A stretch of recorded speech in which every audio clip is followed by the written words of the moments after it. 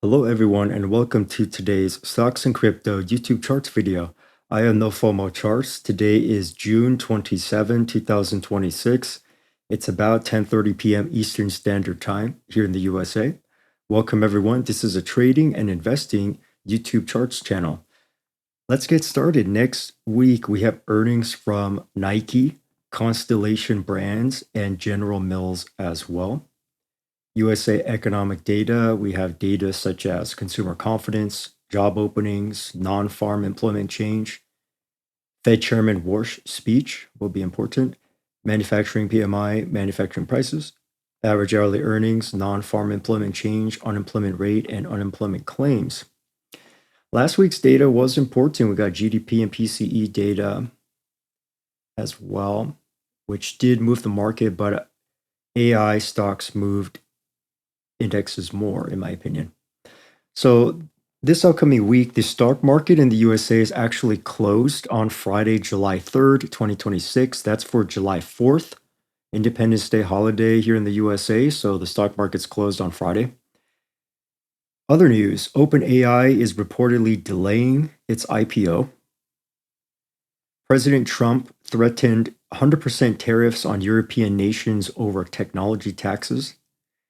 USA strikes Iran again after multiple ship tankers were attacked. There was almost that ceasefire deal. It lasted for a very short period of time. SpaceX is set to join the NASDAQ 100.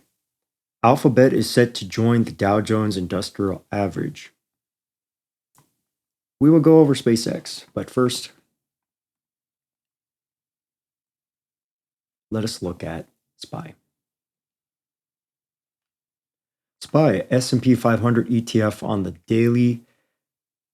Friday's price action, the price tried to make a lower low and then was bought back because it was a little oversold from a technical perspective. There might have been news, but I'm looking at technicals for now in this video. Also, it pierced the 236 level. I'll also put a anchored VWAP down here, a touch VWAP. So just my premonition feeling of, okay, there's some kind of support here, obviously. It also poked out of the Bollinger Band. I'm showing multiple technical reasons why it actually went up and not down. There's support on anchored VWAP. There's a 236 Fibonacci. It's VWAP plus Bollinger Band support zone. There should be a moving average as well.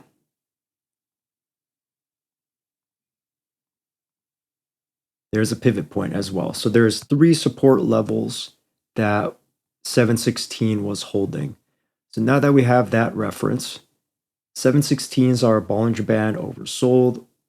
It will be interesting to see if we get a rally back up to the 20 EMA, which is 742. And the red flag to me was this potential double top on the daily, which there's a lower high on the weekly chart as well. So on Monday, I had a really good short. Also on Thursday, USA session as well. So that's why I shorted here. But I think when it gets really down to these levels, I'm not so interested unless there's some kind of fear capitulation. But intraday, we held those levels nicely. Let's go to NASDAQ. QQQ. So even though there's a lot of fear in this market, and I saw an Instagram post about how the fear index hit extreme fear, and that actually makes sense to me because everyone thinks AI is about to pop the bubble, or perhaps it's already burst, because on QQQ we have this triple top, a M inside of a larger M, double top formation that's visible on the weekly chart, which is why I shorted last week. And so we're just playing these levels. It did not quite flush outside the Bollinger Band, so I might buy QQQ just for a scalp or a trade at 680, 688, 689 level. But long term, if this turns into a true double top, it should fall below the neckline almost 8%. So if QQQ ever gets down here to 625, I'm interested in buying. or Dow Jones 3653 down here, 50% retrace. But the consolidation to the side is not good in my opinion. That could precede a either longer consolidation period. I'm more biased to the short side now because of AI stocks being so high, but not all AI chip stocks have topped. Let's go to Dow Jones. Dow Jones also a potential double top, but it sold off because you can see here on this one shooting star candle on Thursday, it was outside of the upper Bollinger Band. So I'm just going to say it's out of bounds. And then we had the double top sell off. So if this is true, resistance at 520, and if that is not going to break to the upside, we should retest the gap window down here at 513.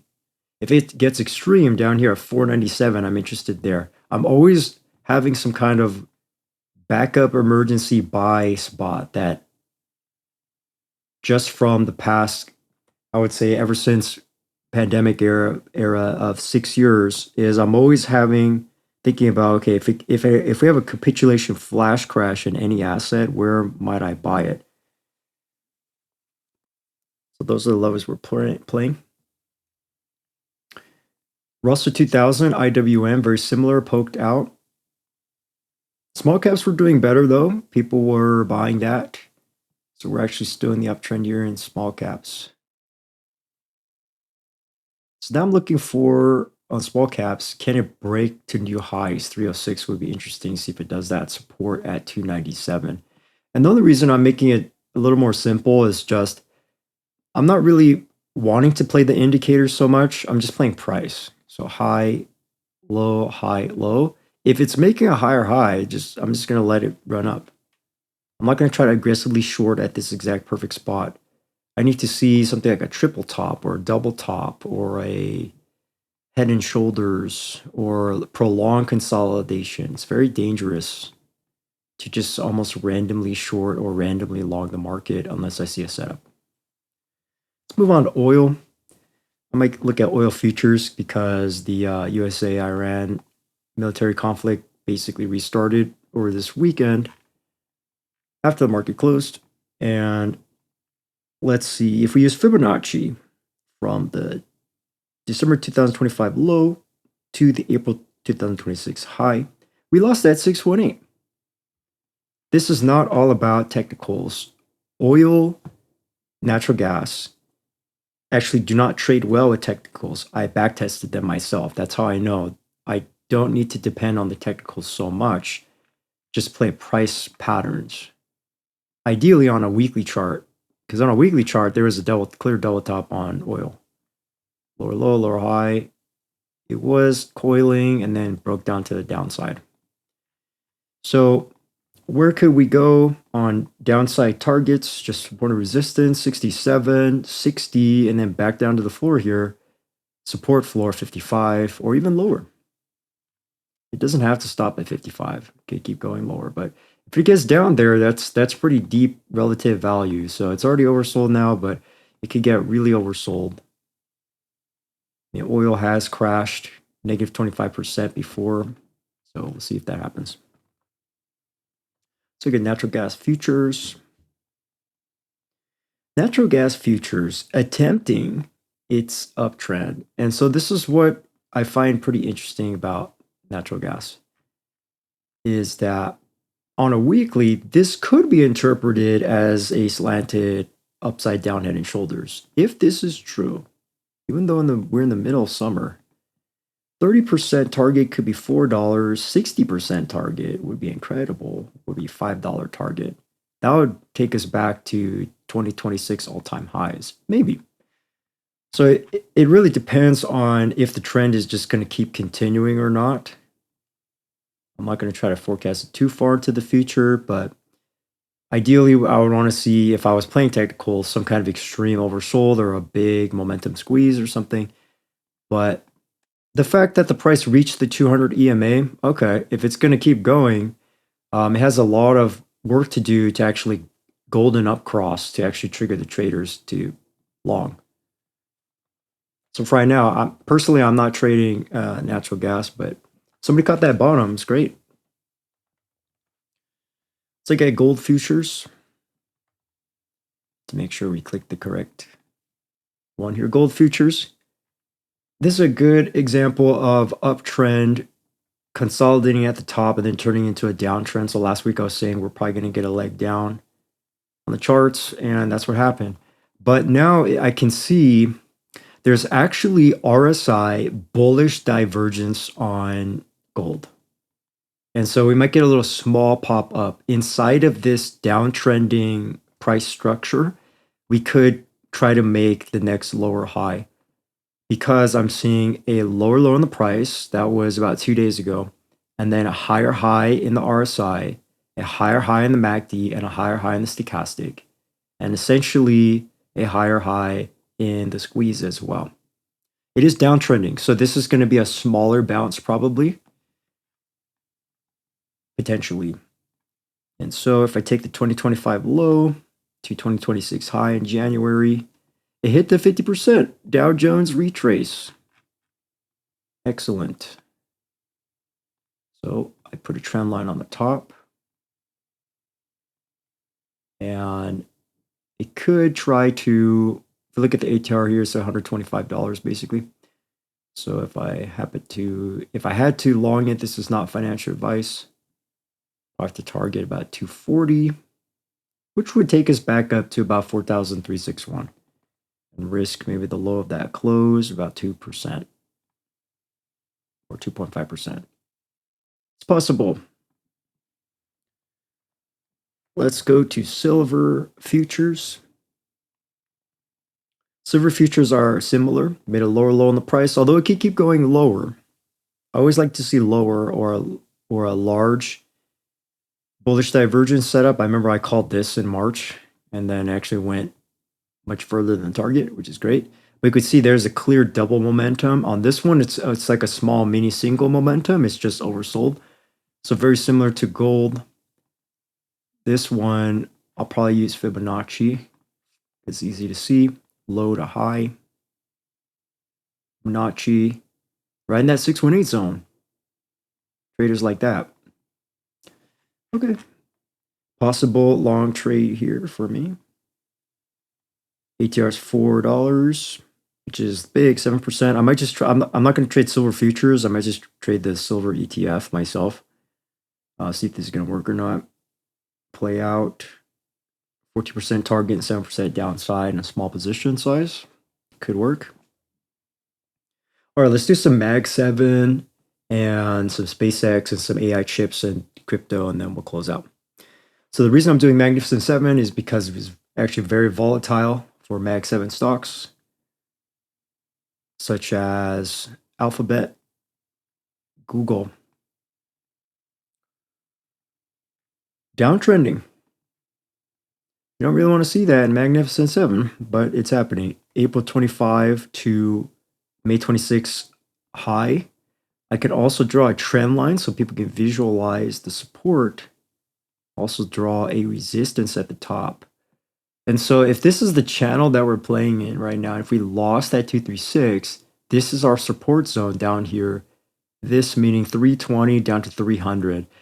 I believe if we pierce down below 295, 280, that's a buy for me as a trade. Although it's risky because it's before earnings, but that's basically the 200 EMA level. Anytime some tech stocks, if they bounce off the 200 EMA, it's a nice spot. Sometimes it loses it. But we're still golden cross technically. It's not completely game over for Google right now, but taking those profits, right? And for tech stocks, the algorithms are not going to really kick in until we get actual triggered events like RSI 20, which has not happened since for maybe 3-4 months.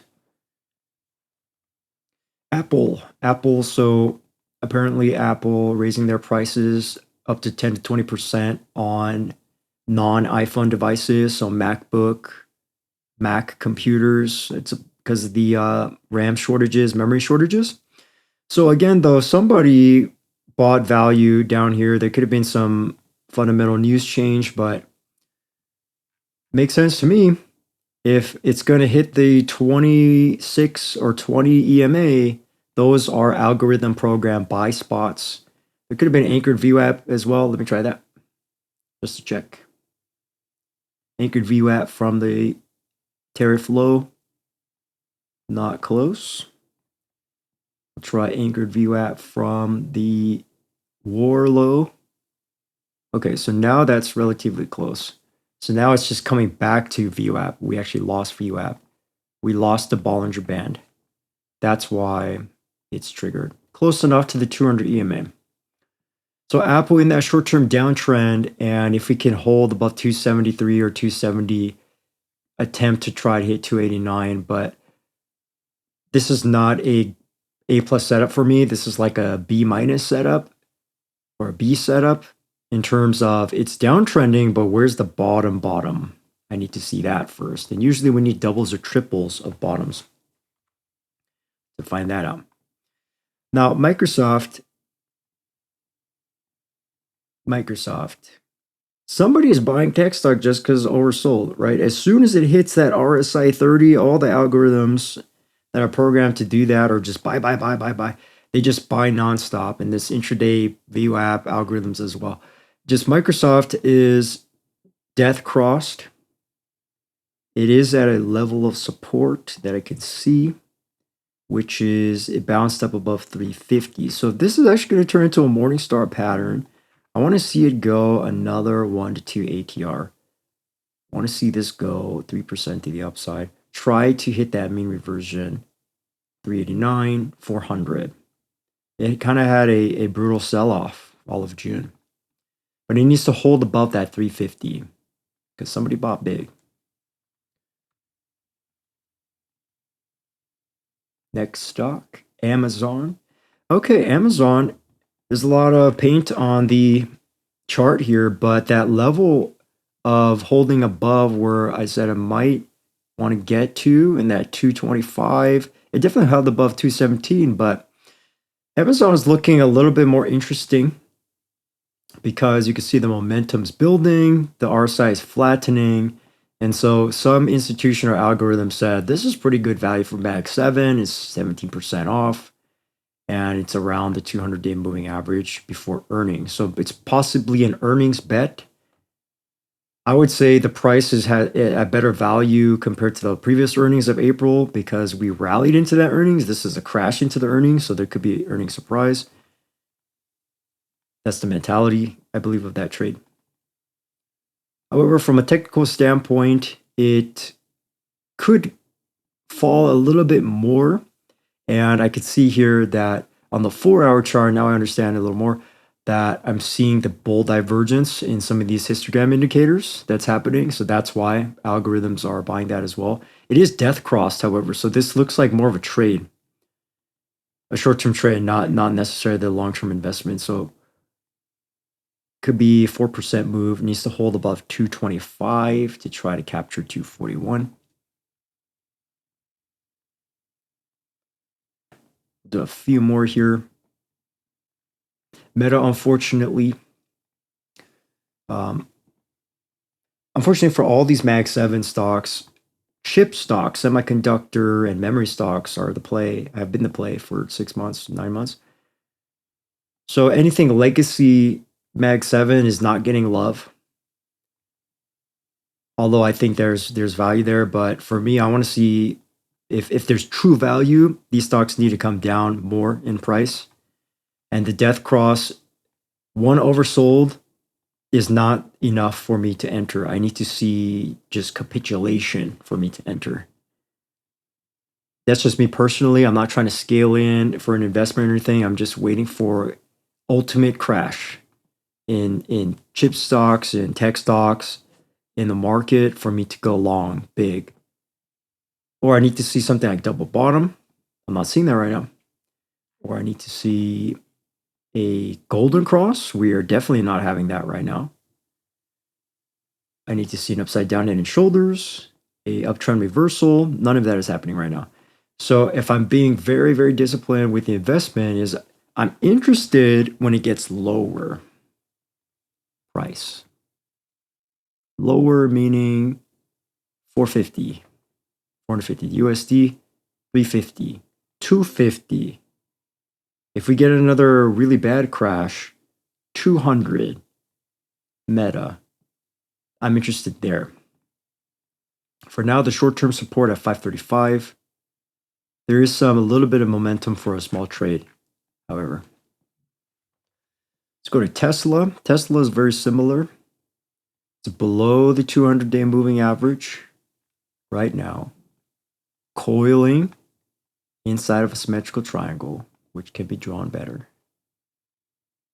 We just held above that support level. Bulls trying to defend right now. Oversold stochastic. MACD momentum's building. Could take about another month to see if that actually plays out. Earnings for Tesla on July 22. That's less than 4 weeks from now. See if this holds. 372 or 340. And then the upside target would be 400 and 425. All right, this is a good segue. Let's do SpaceX. SpaceX on the NASDAQ. All right, so remember a few weeks ago when I was showing other IPO examples that IPOs can go up, they can go down. I just had to remember, I was talking to some colleagues of mine today, that I believe that SpaceX launched and started their IPO at a very expensive valuation, becoming a top $10 trillion market cap company very quickly. And I also did read news that some institutions are buying at these levels. Just remember that the retail IPO price started at 150 USD, basically. I'm not talking about the 135 pre-IPO price, which some investors probably not happy about that, but they're still up 13%, which is okay. So the way I like to analyze this still is now that we have some more daily candles, and if we go into 4 hour, I start to see some EMA action. But I like to put an anchored VWAP on IPOs. I need to know what's the volume, average weighted volume price. That according to this, open of 150, it's 175 is VWAP. We can also put an anchored volume profile. Same price. Obviously, a lot of people trading are buying at this 150, 160 level. So we have to stay above 150. If 150 breaks, because consolidations do not always reverse, it could actually reverse to the downside. What's going to make a lot of people panic sell? Well, I believe in maybe 2 months, if I read correctly, that there could be an unlocking of certain pre-IPO shares. So that could trigger that. Or if there's more fear, because there are inverse ETFs for SpaceX. I think there's 3 of them. And they're leveraged 2 times inverse ETFs. So just need to understand that that's the VWAP and the volume relationship. For me, it's just trend. Are we uptrending, going sideways in the price, or downtrending? We're going sideways in the intraday SpaceX price. And more specifically, it's actually turning into a downward sloping wedge.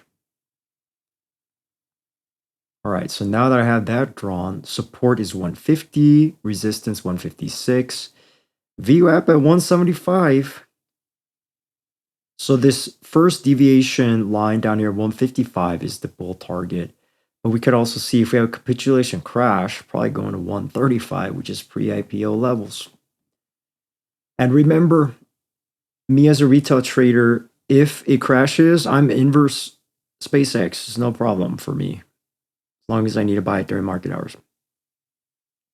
If we long, I'm just going to long SpaceX or leverage SpaceX. So I'm not personally, as a trader, I'm not personally too worried about that.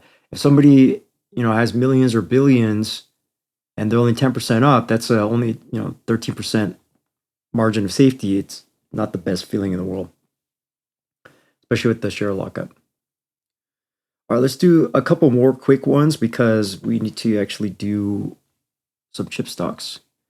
Micron after earnings. Okay, so I'll have full transparency for Micron. I traded Micron and I made 16% and then I closed it even before this pullback because I believe memory is just too expensive from a consumer level and from an enterprise level. I just think it's too expensive because of supply problems. This is the kind of feeling I got maybe 5 years ago when we're having NVIDIA GPU supply shortages. It's too expensive. If I look online right now at a Samsung SSD, it's like 2.5 times the price. Quick side note is I got lucky and I bought my Samsung SSD weeks before the price doubled and tripled. I think I bought the last one. And I was like, oh my gosh, so lucky. But that's what happens when there's supply shortage. The price just goes up 2 times, 3 times. So for Micron RAM memory, DRAM, it's not even a consumer problem. It's an enterprise problem and supply shortage problem. And we have this double top on a daily. That's not good to see. 1225 is our resistance level. And there's a support level at 1050, 1050. I can draw a trend line on the underside here, starting from about May. And you can see there's a downside hole here. There is a potential long-term to pull back 7%, which is 1 ATR. That's not impossible to happen on Micron. Not impossible. So just playing those two levels. If we lose 1047, then we're probably in trouble where we could have up to a 20% crash on Micron. That's 831. That's where I'm interested. I'm always interested in value when things get overvalued, in my opinion. Just for the 2026 low, if Micron ever crashes down to 771, 655, 500, oh, I'll buy that. Because there's probably going to be a bounce. There's probably going to be a lower high bounce if it's just regular trading. Crash, bounce. Long attempt, long squeeze, longs get destroyed. Double bottom attempt, if that fails, lower low, lower high, just like gold. So trying to just forecast that might happen. That in the bearish scenario, if it's bullish, pull back and then actually a fake out, because if everyone's trying to short that and it's wrong, short squeeze and pull and then rise back up to 1200 or higher. So those are two scenarios in my mind. So SNDK, even though they got a price upgrade increase, price target increase, really expensive. SNDK, one of the greatest stocks ever. IPO price of 35 up to 2090, went 60x. It's better than crypto this year, last year. It's better, the best stock. But is it overvalued or is it overextended? Let's see. If we turn on a Bollinger Band, it's not extreme poking out. It actually pulled back. I'm looking at a weekly chart right now. Linear regression, there's not enough data. It's still in the up cross. Pivot point way above that. So I have to go to a daily chart. Daily chart, do I see any warnings? Potential double top below 2360. Linear regression did, yes, poke out to the upside on a linear chart and we pulled back. If it's reversion to the mean, we should pull back to 1898 over time. The golden cross is still up crossed. Super trend 2 ATR is we need to stay above 1852. If we lose 1852, then I think we're going to see some capitulation, probably all the way down to 1500. It'll happen very rapidly, in my opinion, if that ever happens. There's probably a lot of stop losses down here. So that's what we're waiting for. But I believe from the past history of SanDisk is anytime it hits that or below, because the 2 ATR move, that's an algorithmic programmed area for algos to maybe buy some. Either a Bollinger Band pierced to the downside, linear regression, or even a super trend that's 2 ATR. It's hard to see, but it's a green line here in this yellow area. Is that sometimes it'll either pierce it or will directly bounce off of it. So that's where I'm looking for 1850. Okay, let's go a little bit more Rapid fire AMD starting to consolidate. Watch out for that downside all the way down to 483. Intel starting to pull back, although it bounced off the support low, which is great. But you can see here we had a Bollinger Band low to a Bollinger Band high. That's the algorithms trading in action. Very visible on the charts. So then if that's the average reversion to the mean, 120 could be our support, 115 potential support as well. This is kind of an ugly chart, even though there was that flag pattern. So instead of playing Intel, I played Micron, which is totally fine. Well, both of these had beautiful breakouts of like 15, 20%. It looks like it's going to pull back. And this is not including intraday price action. It's just when we get that double top, the double high and then the double lower low, that's the potential pullback signal in the short term. Okay, so I think I covered enough. I'll do one last one. Okay, good thing we looked at this. SMH, all I have to say is potential head and shoulders on the chart. Beware. Potential head and shoulders, 9% to 18% downside risk, just on technicals alone, unless there's some kind of fundamental change. Where my downside targets are 559 and 505. That's coinciding with the 50% retrace zone for 2026. Now we got to look at DRAM. DRAM, if this is a lower high,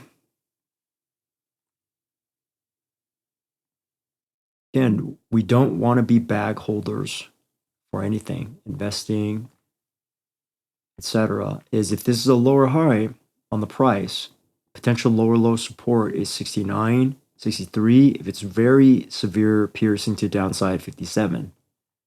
This is a little easier to Fibonacci, so we can mark those levels. 68, 61, 55. If we get 48, very interested there.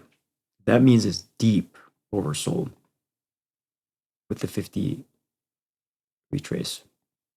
So usually it has to get down to support. So you can see the pattern that's happening on all these memory stocks. People are starting to get jitters.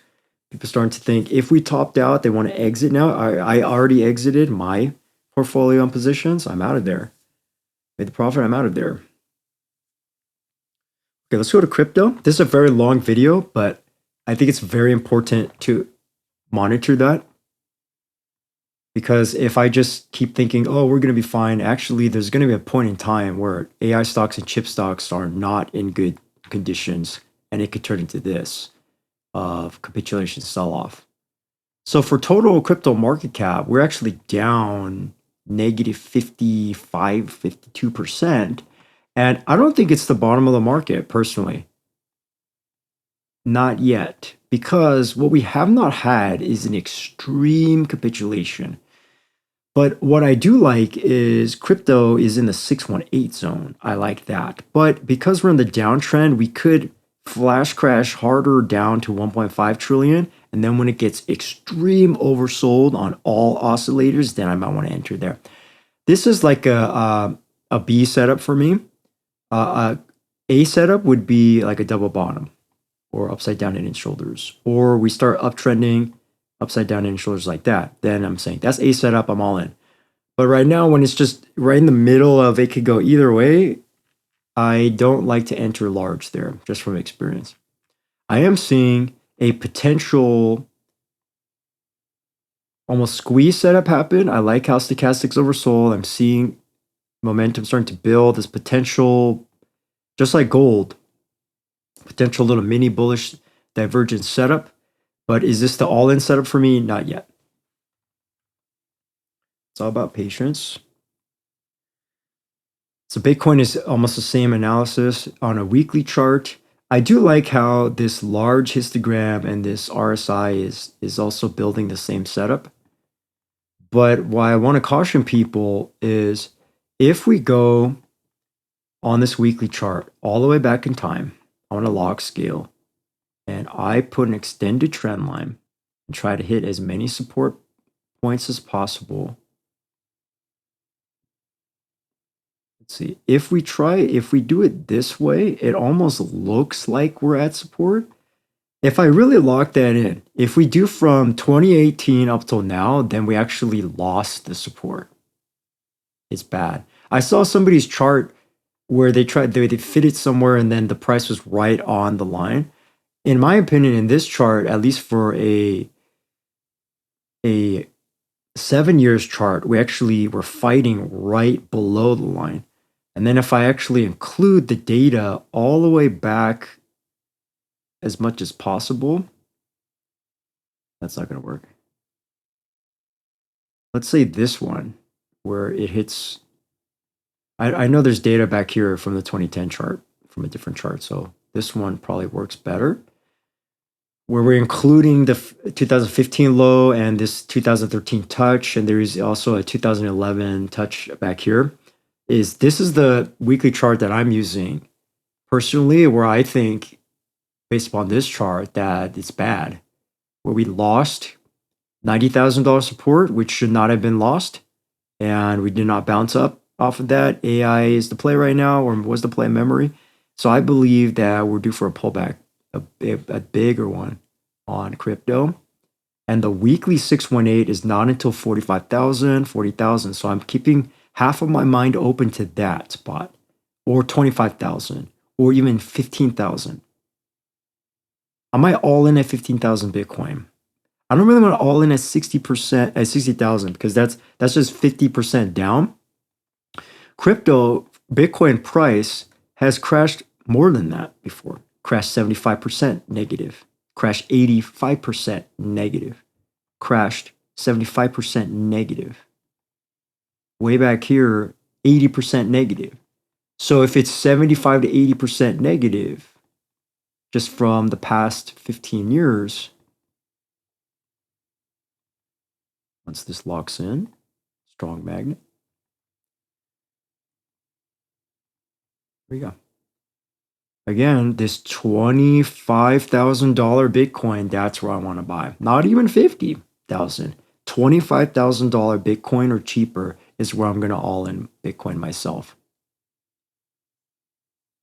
So for me, as a long-term, if I'm trying to get the ultimate buy spot of crypto, it's close, but it's not perfect yet. Ethereum. We're in this weekly downtrend. The only thing I like is we're reaching this level of support. This meaning 1500, 1550. By Fibonacci from 2017 to 2026 high, we lost the 618.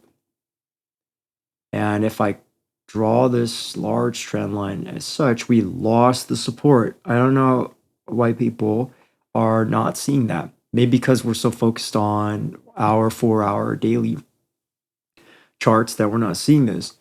But on the weekly chart, 1600, 1000, 500 are levels of Ethereum where I want to buy. I don't really want to buy $5,000 Ethereum. No, thank you. I like Ethereum, $1,000. 500? 100? Because isn't that crazy? Ethereum in September 2020 was $125. That's value for crypto. XRP, and these are kind of depressing charts, but this is the state of the market. Markets go up, they get really high in price, they struggle up there, then they crash, and at least in crypto. They crash for 1, 2, 3 years because altcoins are just altcoins. It's not AI. It's blockchain technology that has yet to be adopted by the entire world. And what was adopted by the entire world? AI in a matter of 1 to 3 years.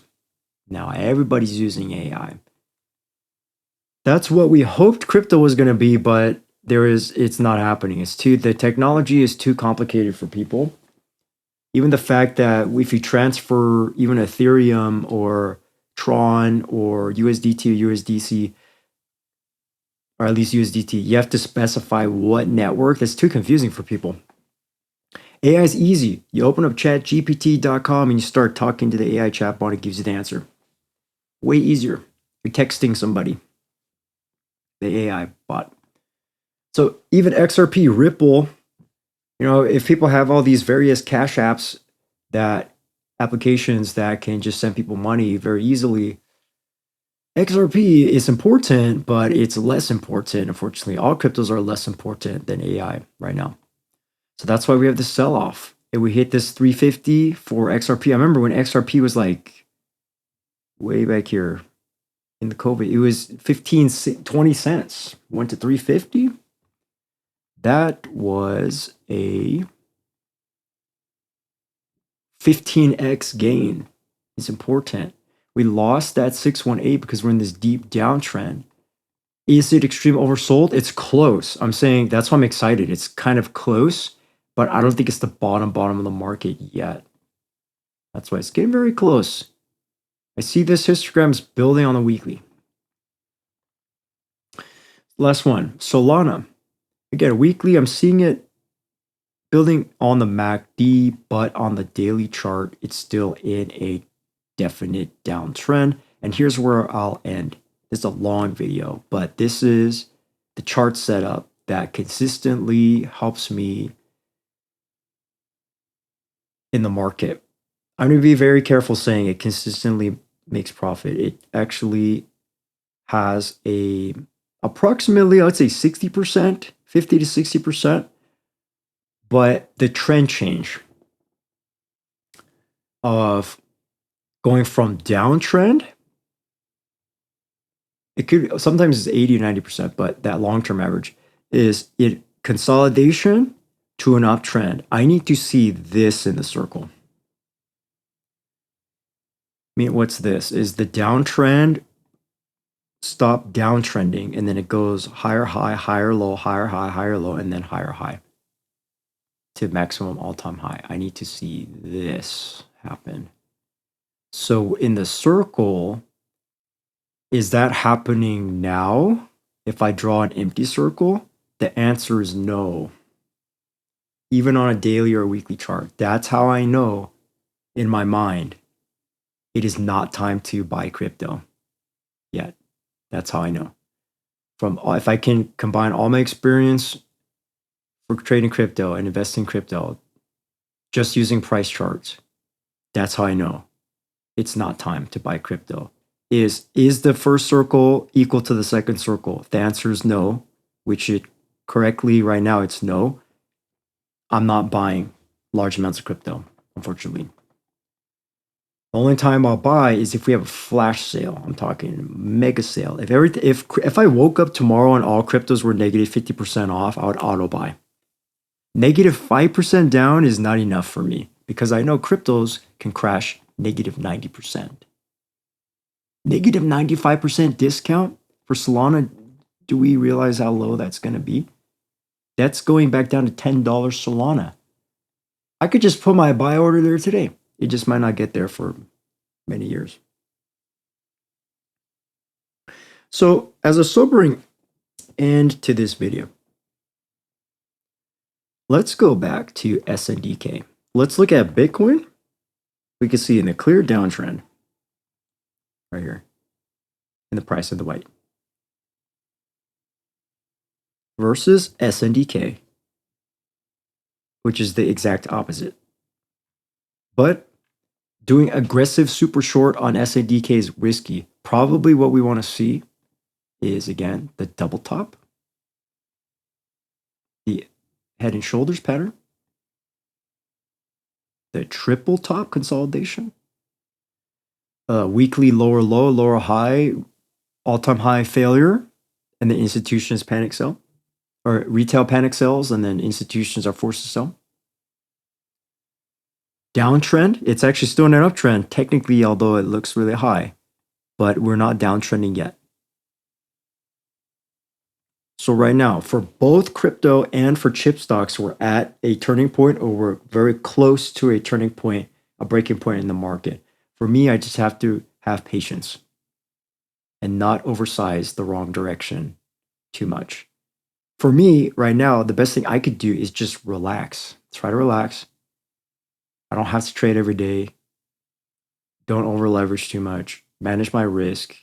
If I have anything wrong with my mental state or emotions, or I'm tired, or I'm fatigued, is the best thing for me to do as a trader is just take a break, put stop losses on all positions, protect capital, protect principal, protect profit, and then I could turn the computer off and enjoy life. So that's a strategy I'm doing right now, that when it gets to these extreme levels, sometimes the best thing is for me to do nothing and just wait. Other times it's better to be aggressive in certain directions, but right now it's better for me to just observe. Thank you for watching. I hope you learned something. If you like this video, consider clicking subscribe, like button, maybe press that, or share this video with your friends and family. And I hope you have a nice July 4th weekend. I'll see you in the next video.